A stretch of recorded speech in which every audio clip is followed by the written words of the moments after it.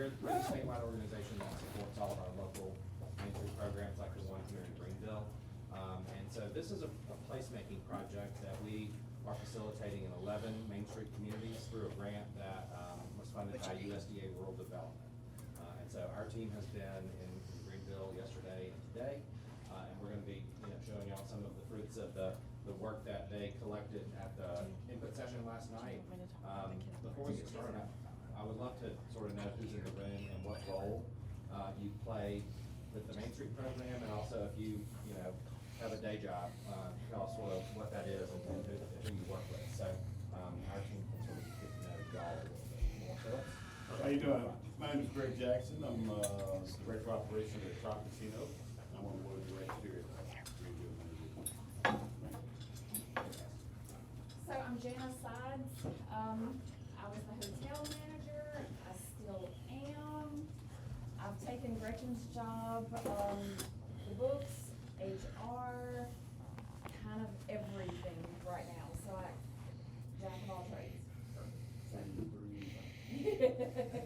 I'm Ken Purvis. I'm the bank president here for Guaranty Bank. and are you on the Main Street board? I am. Chad Freeman, Financial Advisor with Edward Jones, and I'm on the board here as well. Great. Ron Street, I'm on the board here, and I'm the agency manager at Farm Bureau here in Washington County. I'm April Robertson, I'm an attorney here at Phillips Law Firm, and I'm on the board here. So y'all are all board members except for Jana, who's getting the work done. Deep in the books. I'm standing in for Daniel. Perfect, yeah, I know that you weren't able to join us, but you take good notes, and we are gonna be recording, got it. so you'll be able to listen back to it. And so let's have the team real quickly introduce themselves, and then Ben will take things and walk us through the presentation. I'll start. I'm Lindsay Harris. I am the Director of Grants and Special Projects at the Mississippi Main Street Association. So happy to be here. I'm Joe Fertizzi. I'm with the Stennis Institute at Mississippi State, and we're one of the people helping kind of partner on the project. Randy Wilson with Community Design Solutions out of Columbia, South. Here's a chair over here. Yeah, Yes, ma'am. absolutely. Yes, ma'am. And there's another one right over here. So Randy Wilson with Community Design Solutions out of Columbia, South Carolina. I'm a recovering architect, but I've been serving as the consulting architect at Mississippi Main Street for many years. I'm Leah Kemp. I'm the director of the Small Town Center at Mississippi State. I'm Mary Lee Hyder. I'm a landscape architect with Small Town Center. Fan Ferris, I'm an architect with Small Town Center at Mississippi State. All right, and the two that just entered, y'all introduce yourselves to the record, if you will, please, just who you're with. Yes, hello everybody. My name is Kyla Rice and I am Mayor Simmons' executive assistant. So it's a pleasure to see you and meet everyone. Okay, good afternoon everyone. Juliet Thomas with USDA Rural Development Rural Partners Network. I am community liaison. Nice. So you just missed me telling everybody how grateful we were. And funding this really awesome project, so that's why I said it again. All right, now. And then Chance. Yes, Oh, yeah, sorry. no problem. Chance McDavid, Mississippi State University, Stennis Institute. All right. Well, good morning, afternoon, evening, everybody. It has been a whirlwind since the team came in yesterday. My name is Ben Muldrow. I'm a partner with Arnett Muldrow and Associates. We're an urban planning firm based out of Greenville, South Carolina, the lesser of Greenvilles. Thrilled to be with you all this week, and we are thrilled to kind of share some of the things that we've come up with over the past 24 hours. Had a fantastic session last night. Great input from the community. The way that this program works, we really have three arms of it. The first of it is what we call Place 5. In every community, we're delivering 5 signature services, 5 kind of standard placemaking deliverables: signature signage, creative crosswalks, pop-up pride, active alleys, and the mural of the story. These are just different opportunities for us to infuse life and color and vibrancy into the community. Now, we wanted to be able to give kind of a standard deliverable package across our 11 communities so that there was a little bit of peer-to-peer support among the Main Street network, as well as being able to have some very easily implementable and low budget type visual signs of progress in the community. We also wanted to reserve some of our time and resources to create a true signature project. We call that the Vibrant Place project. So in every community, we are literally starting from scratch, figuring out what kind of solution we feel like is going to make greatest impact in that community. And then the third component of the project is, as we're looking at connecting people through place, we're also looking at connecting people through enhanced infrastructure. And that particular focus is with broadband. And with that, Chance and Joe are joining us with Stennis. I'm going to let Chance take this and kind of run with it. Okay, thank you, Ben. And absolutely, as you saw, all of the elements that Ben is talking about in terms of connectivity in a community is very important, but also from the broadband side, or having that access to high-speed internet. So one of the components of the project is to look at high-speed internet access, both in our community anchor institutions, places where the public gathers, and also some of our local businesses. These are some of the activities that we're going to get into, and we have been doing focus groups, looking at business and anchor institution surveys. We'll be compiling best practices, sharing information, also through our broadband expansion and accessibility office in Mississippi, which was set up last year to really help with deployment of broadband in our state, and really encourage a lot of folks to go to that website, take speed tests, and make sure that our state broadband map has an adequate representation of broadband speeds in our state. Part of the work that we did, we got a lot of engagement last night in terms of, the perception of some of the attendees last night at the input session. Do we have good internet? Is it slow? Is it poor? Or do we not have any access at all? So we were gathering some feedback around the downtown district and their perception. And also looking at, again, some of the residents' perceptions in terms of where they might like to see potential Wi-Fi deployment in the future. Just gathering input, looking at potential areas and that, that might make sense where people gather. So just a little bit of due diligence and research around some of these things. So you'll be getting more information around these topics, broadband, as we return with our report. Fantastic. Thanks, Chance. Now from this, we're going to jump into the Place 5, and with that, we're going to start with signature signage. Signature signage is kind of an interesting placemaking solution. Many of you are probably familiar with wayfinding signage. Wayfinding signage is an important kind of infrastructure component in the life of the way a community works, but unfortunately, it's also remarkably expensive.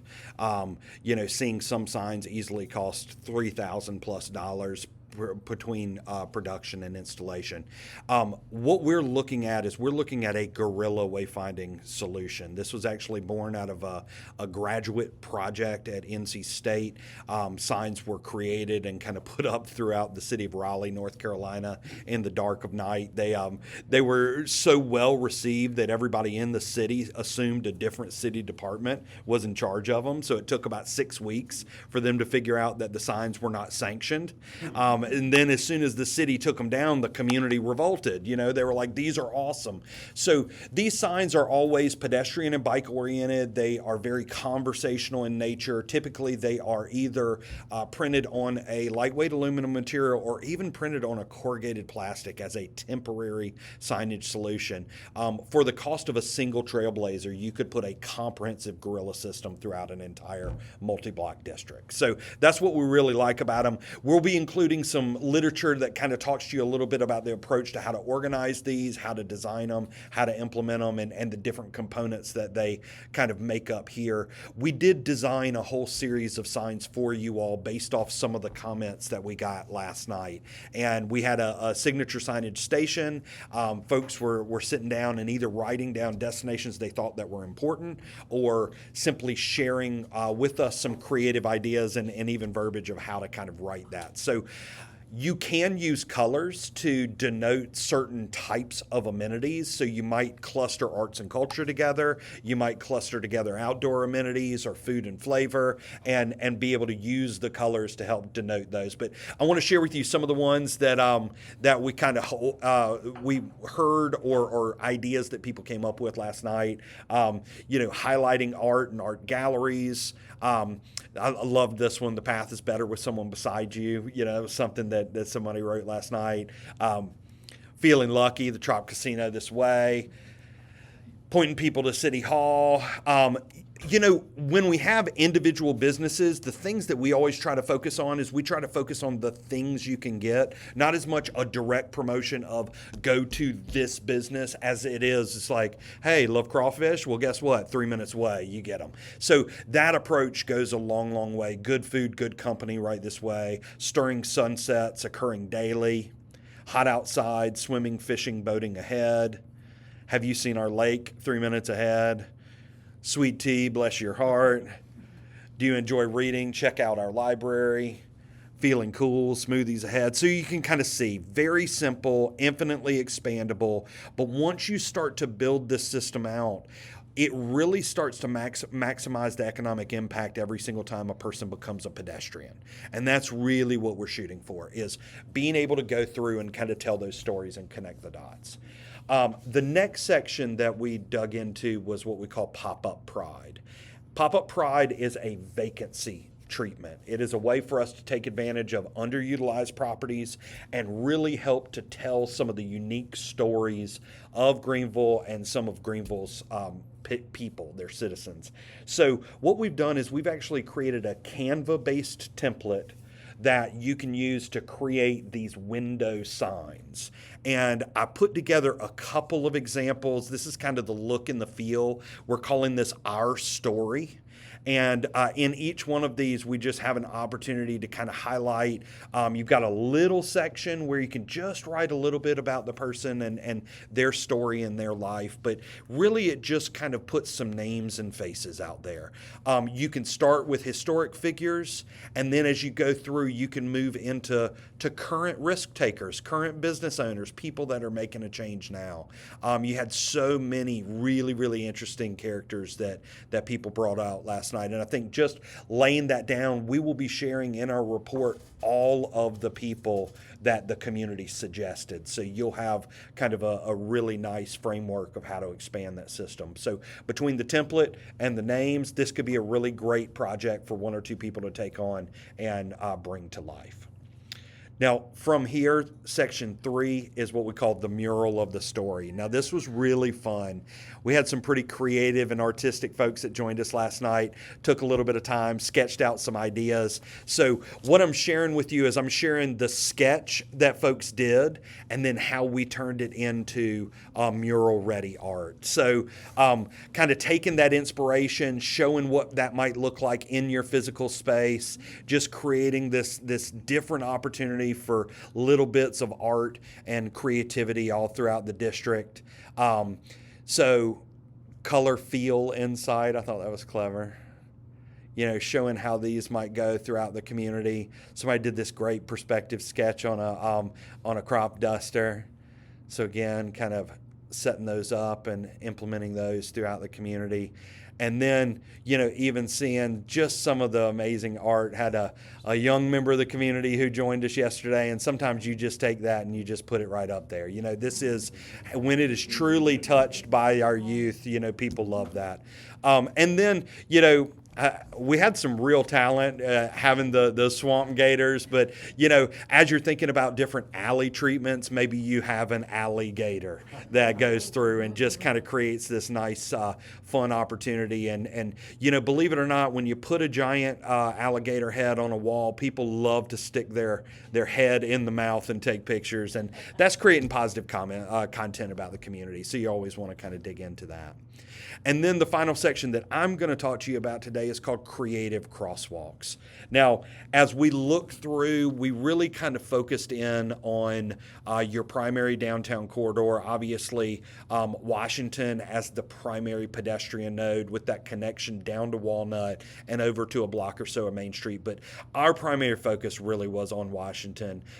You have 5 main intersections along that section from the rail to the levee. And this gives us plenty of opportunity to introduce artistic crosswalks. And again, all of these designs were directly drawn from the sketches of your citizens last night. So the first was catfish. So you can see where that might be kind of cool. Lots of folks drawing corn imagery. Got a lot of corn going on, so you can have your kernel crosswalk, you can have your row crosswalk, or even a little bit more of a photorealistic and kind of cool abstract crop row.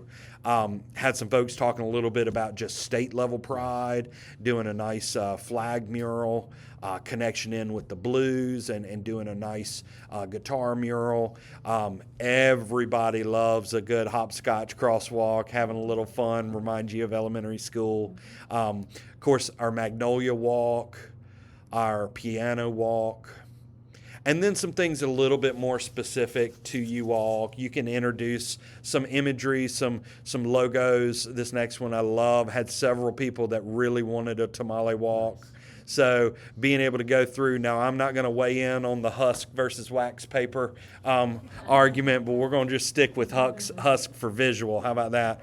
And then even just people were kind of drawing imagery like, river and that kind of topographic look and feel, which I think is really, really nice.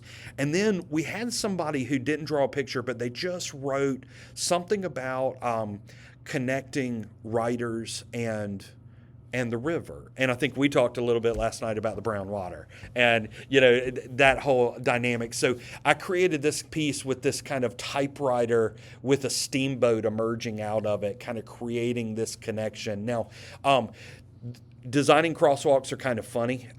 We are actually treating the southern side of Washington as your dominant side. That's where you've got more intact buildings. It's a more connected building stock. So if you ever have a design like this that kind of has a singular orientation, you can either repeat it and have them pointing to both sidewalks, or you can just pick a dominant side, which we would say would be that southern side. And then the final design was just incorporating the whole Tamale Trail into if you had kind of a narrower space that you wanted to kind of fit that in. So hopefully some of those, obviously, I would love to think they feel like they fit. It's always cool to see a community that's so inspired to actually get in and draw those ideas down. As you notice, a lot of what we're doing here is we're putting that art in between those reflective bands of the walk. You all will have the opportunity to continue to get a little bit of guidance from Carl Small Town Center at Mississippi State.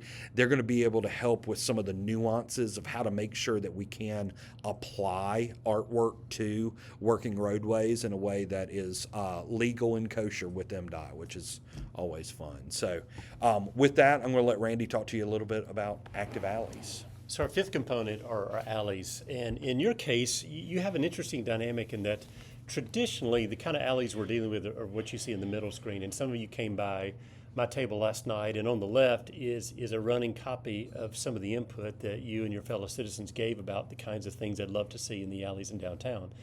To the right is, does everybody know where that photograph is taken? Of course, it's right across from the new courthouse that's under construction. And at some point in the future, to me, this is going to become a very, very critical alley because it almost welcomes you into the downtown if you so chose to go through the alley as opposed to the major roadways. But I'm going to hold off on that for now. In other words, I would suggest that this is a medium to long-term alley to be addressed. There's one more that's more of an internal one I would advocate that you focus on for the short term. But in the future, when you do more of a traditional alley like this, there's some basic best practices in mind. One is the ground plane. Just ensuring, obviously you can use the texture that's already there, but if you want to have that pathway also feel like a place, then you may want to consider an alternative texture to kind of raise awareness of it. When it comes to the wall planes, or in this case, typically the sides of the buildings, there are a lot of treatments you can do. Gulfport, Fishbone Alley on the far left, you can see it was very whimsical. Some buildings left them unpainted, some painted them solid colors, some painted them artistically. It's really up to you and how much artistic features you want to introduce into your alley systems. The ceiling plane is very critical because it sort of creates an implied ceiling and a sense of enclosure. Part of the reason we're comfortable in this room is it has a floor, walls, and a ceiling. And so when you reproduce that in the outside, it causes the pedestrian to feel very comfortable and safe, not to mention the fact that when it's really hot in the Mississippi summers, it casts a little shade, and that's never a bad thing. Supplementing that, of course, is lighting, and I think we've all seen, the advantages of string lights. They just create a wonderful ambiance in addition that implied ceiling. But there are lots of different techniques we can use, and I think one of the oftentimes overlooked opportunities in our alleys are the pieces of utility that exist back there. And instead of trying to hide them, instead of trying to cover them all up, introduce them and sort of integrate them within artistic works, and then become a lot more playful. And then finally, to the degree that, it's up to you how much art, and especially interactive art, that you want to introduce. But to me, it's a wonderful gesture, especially for our children, that as they walk through alleys, there are moments they can stop, they can experience art, they can experience games and things of that nature. But most of all, don't forget to introduce programming. If you just do the alley, but you don't ever create events that occur in them, then you run the risk of them just being empty. In the case of downtown Greenville, does everybody know where this one is? And this is sort of an enclosed alley that connects from Washington to an internal parking resource. And as your business and retail community grows, the demand for parking is going to grow. And when that happens, we want to make sure we create these easy and safe and comfortable paths for people to move from the main street to the parking resource. In a situation like this, the best practices are sort of akin to pedestrian underpasses, and the things that make those feel safe and comfortable, the same things that should be applied here, namely, especially light and art. And so you can see on the right, even though this is underground, it feels very safe and inviting because of this rhythm of light as well as the introduction of art. And so by virtue of putting these kinds of installations in the alley I just showed you, it'll feel very comfortable as opposed to feeling very cavernous. And so light and art can really pay huge dividends. This is a real life case study, a town I've worked in. And so the J.P. Matthews building on the left, its kind of first floor was gutted out. We are standing in Main Street, and if you look through the cavern on the other side, it's just like it's a big parking resource in our village green. So we had these two mural artists from Baltimore. They designed this art, and it's paint by number. And so one of the things I love about this installation is not only artistic to lure you in, but many, many children and people in the community participated in the creation of that art. And when people sort of feel like they've got shall we say, buy-in into the installation, it also causes them to feel ownership in that particular place in the life of your city. So that would be our short-term recommendation, is to treat that first alley, and the long-term is the other one, and we'll address all of that in the report. All right, so that brings us around to Vibrant Place. And the team, we looked at a lot of different things. Obviously, one of the first things that came to our mind was we heard a little bit about Steinmart Square that was now underneath the new federal courthouse, and the ideas of maybe what to do to design, reactivate the former Elks Lodge. So that almost seemed like a common sense kind of thing to dig into, but then we saw some of the plans, saw some of the designs. It's like, okay, I mean, there's some good thought that's already gone into this. Obviously, one of the biggest things that I think hits anybody in our industry when they come to Greenville, Mississippi, is the width of Washington Avenue. 93 feet face to face. It is, makes for one of the most lovely runways in America. But in terms of creating a place for people, it is difficult because it is so wide. And in reviewing plans that you all have been considering, one of the things that we noticed was every single solution to that street treated it the same way, in that it treated both sides of the street as being equal. The north side and the south side are equal. So when they tried to make that street seem less wide, they always gave the middle of the street prominence. So like when you're giving shade to the cars that are driving down the street through a planted center median.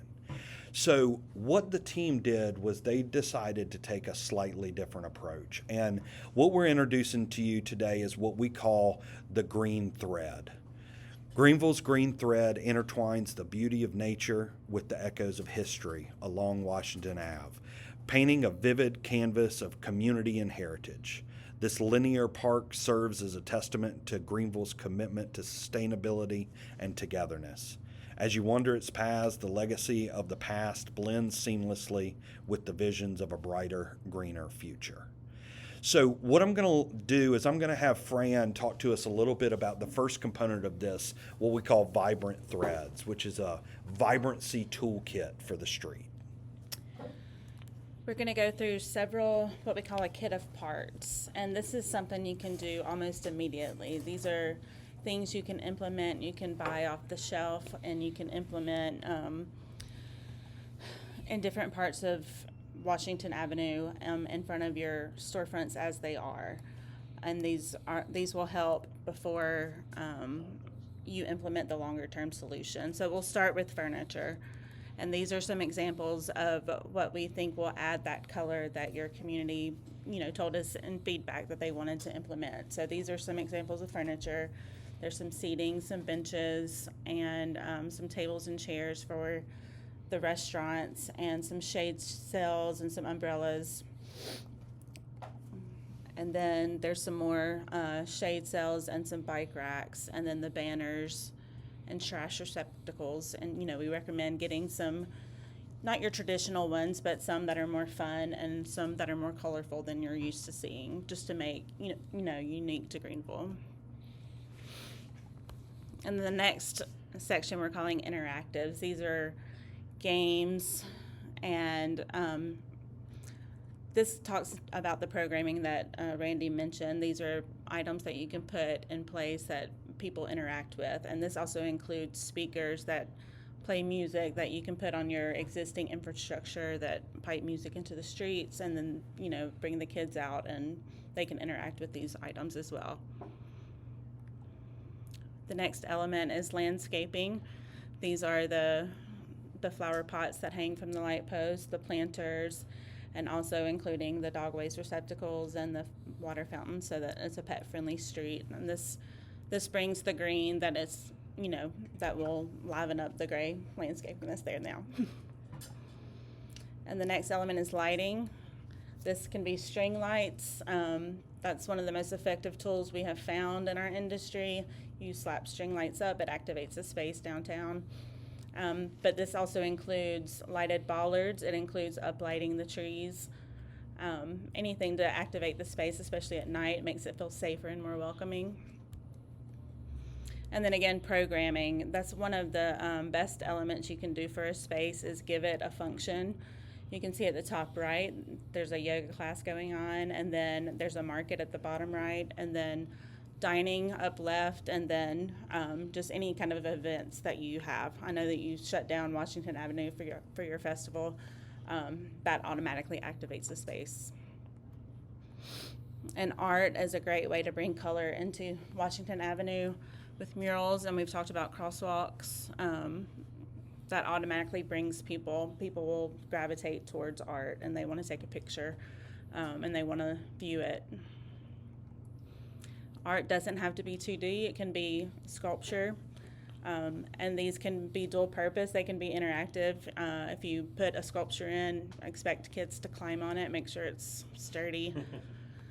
And again, crosswalks and asphalt art, it can be in the middle of an intersection as well. And again, these are things you can almost immediately implement. If you have the funding for it, you can implement them all down Washington Avenue. And you can be strategic about it so that it creates a continuity all the way from the rail to the levee. And we want to give you an example of how you can implement them. So I'll go through several blocks and show you how you can do that. So let's start here. This is down towards the railroad. You can see just by the sheer number of circles on those images that it will automatically bring color to this block of buildings. You can see that seating that's the orange number 2 all along. Bringing seating downtown would offer reprieve for everyone, and then bringing additional shading would allow people to have a place to rest, and then any kind of lighting to uplight the existing trees would be a nice touch. And then banners on your existing light post would be nice. And then the crosswalks that Ben already touched on, and you can see the other elements. And then going further down Washington, this is the same block. You see that alley there, recommending a mural on that wall in that alley, and then programming that space could automatically activate that whole block. And then again, making it pet friendly and bringing fountains and whatnot. And then bike racks offers a place for people to park their bike and go into the stores. Again, this will get repetitive, but just you can see that all these elements will automatically bring color and life to these blocks. And you can also implement those now. You don't have to wait for the buildings to be full That's with right. occupants. So you can start to bring life to the street, which will then hopefully gain interest in people occupying the buildings. And you can see how easy it is to just implement a combination of these things, some or all of them, and it just automatically offers a new life to these blocks. And I think one of the things I really liked about this approach was they really kind of created an ingredient list for you. So you can go through, when you get the report, it's literally going to be able to, we can look at it and say, okay, we need this many benches. And then that might create the opportunity for a singular sponsorship. Let's get a bench sponsor. Let's do this. Let's do this. And it allows you kind of it's almost like a dual strategy as you're going through a funding approach. If you're going through and clustering together and being able to purchase all of that amenity to streamline the kind of cost of being able to leverage your dollar. Or you can sit there and say, let's look at the blocks and let's create Greenville's perfect block. We have to start somewhere. We're so large, we're so spread, we need to make one place that feels perfect so that our citizens can fall in love with Greenville over and over again. So a lot of different ways to kind of take this information and create some layered strategies of how to implement. Mm-hmm. And then here's just an empty one, and you can kind of visualize kind of what you would put in those spaces, because there's a lot of blocks to work with on this street. I'll turn it over back to Ben. All right, so finally, we wanted to kind of show you with all these different tools and recommendations, you know, once you start to implement those, you can really transform a place without it taking a giant infill project or something like that. So Mary Lee worked on this and did a really, really great job. I think we all know where we're at. This is an important corner space, and obviously former building there now has been removed, but you still have that remnant with the great inch tile. But when you start to implement a lot of those elements, this place truly transforms. And this is a letter to your citizens saying, we want you to be here. And that is a remarkably important testament to have in any district. Now, Randy, you gonna hop back over and help with these? So we want to dig a little into just kind of the overall plan of what we're thinking here. As we said, we were kind of looking from the tracks to the levee. We've got essentially 6 blocks. Thank goodness 0 block and 100 block, we don't have to worry about those anymore. So we go from 200 block to, I guess, 700 block, I think is what we were looking at. We have the primary transportation corridor. What we think makes sense for this street is 2 parallel bays and a 1 lane in each direction. We allocated, I believe, 8-foot parallel lanes, 12-foot travel lanes, very appropriate for a downtown scale. And then what that does is it gives us a tremendous linear park on the southern side of Washington that we can reclaim for multi-use, whether we're simply creating an opportunity for people to kind of walk through a landscape and kind of green space, or whether we're using that kind of now flex linear park to be able to enhance the operations of our business community. Yeah, and so just to read back to what Ben read about the green thread, you know, that zone is what we're considering to be a linear park, the green thread that ties everything together, both from a green/environmental perspective, but it's also obviously this subtle nod back to Greenville, And the thread, of course, also you can extend it even as far back as Steinmart if you so choose. So zooming in, just to give you kind of a 2-block look of what we're thinking, Andy Kalbach from Kalbach Design up in Maine helped us out and kind of created an overall plan graphic here. You can see with this, it includes that kind of vacant lot / alley that Fran referenced, and just kind of shows you a little bit. This is some of our densest current business fill in the district. So this is going to bring in what Downtown Grill and Butcher, but it's also going to show in the center of the graphic at that intersection of Hines and Washington, it shows that key pivotal site of the Elks Lodge and the potential there for community activation space. Again, Mary Lee looked at the overall cross section. This is your current Washington Avenue as it exists. What we're recommending, so the right-hand side is the north side, left-hand side is the south side. We're recommending a realignment so that you essentially have what operates as a standard downtown street on the northern alignment. You still maintain an ample 10-foot vibrant sidewalk on the northern side for future infill development and redevelopment, but now you give yourself over 30 plus feet from storefront to parallel parking bay to create this activated and kind of vibrant flex space. And just to reiterate, all of these spaces were already in your streetscape design. We just reconfigured them. So it's like the same kit of parts, but just giving the green space back to the pedestrian as opposed to the middle of the road and giving it to the car. Right. And so this is all this is going to be is a photo illustration of the plan you just saw. I think everybody knows where I'm at in this photograph, besides about to get run over taking the photo, in front of the downtown Butcher.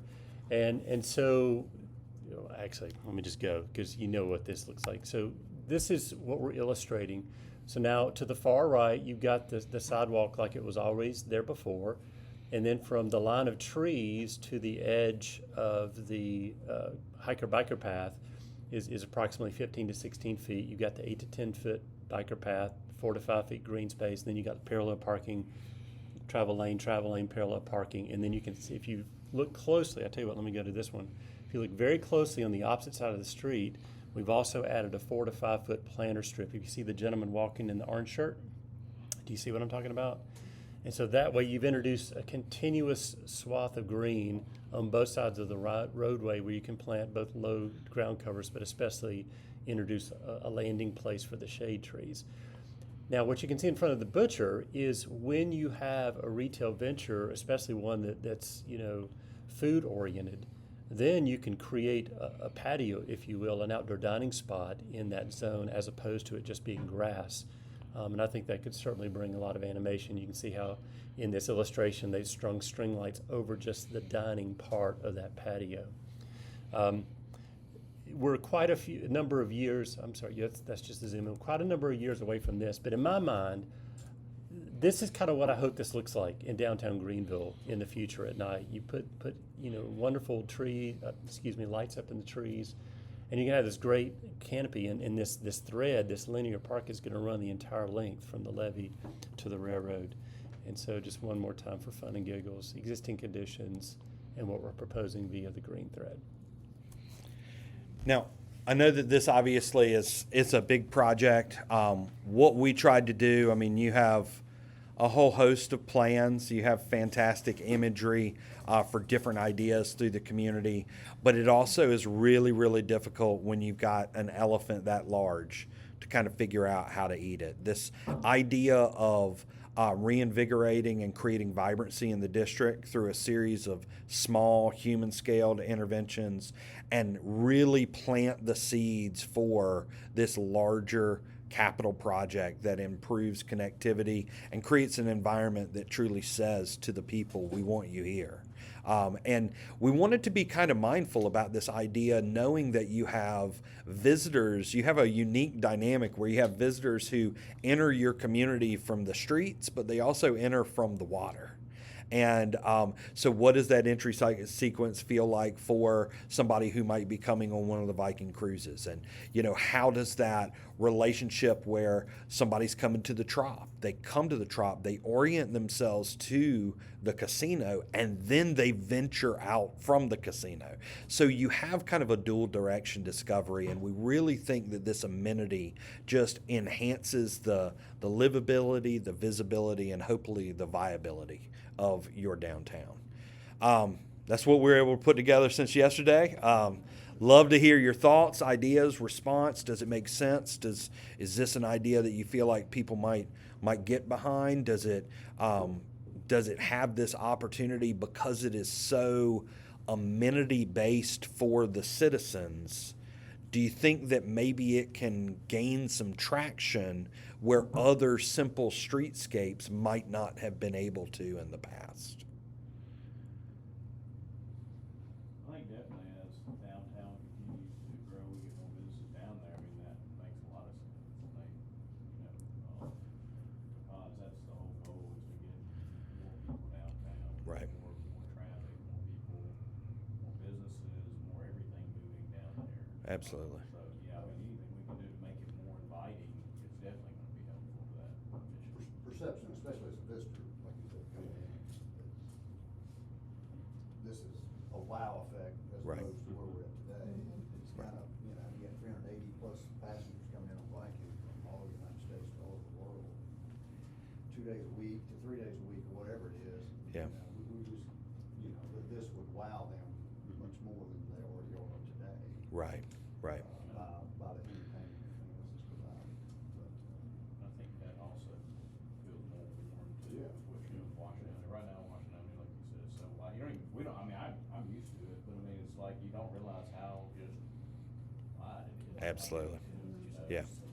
know, And the it's not home, it's not warm at all. we got beautiful architecture. Absolutely.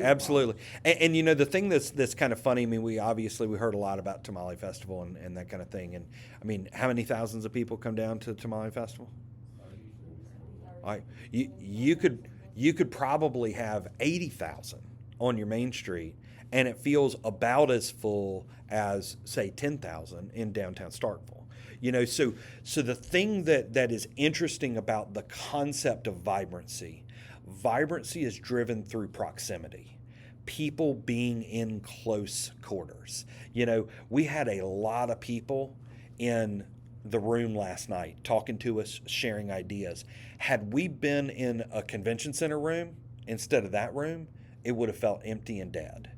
And being able to create the right amount of intimacy, the right amount of space. You want them close enough without it feeling weird, right? That is the magic and the beauty of this kind of design, is it allows you to kind of close things down simply by giving yourself permission to focus.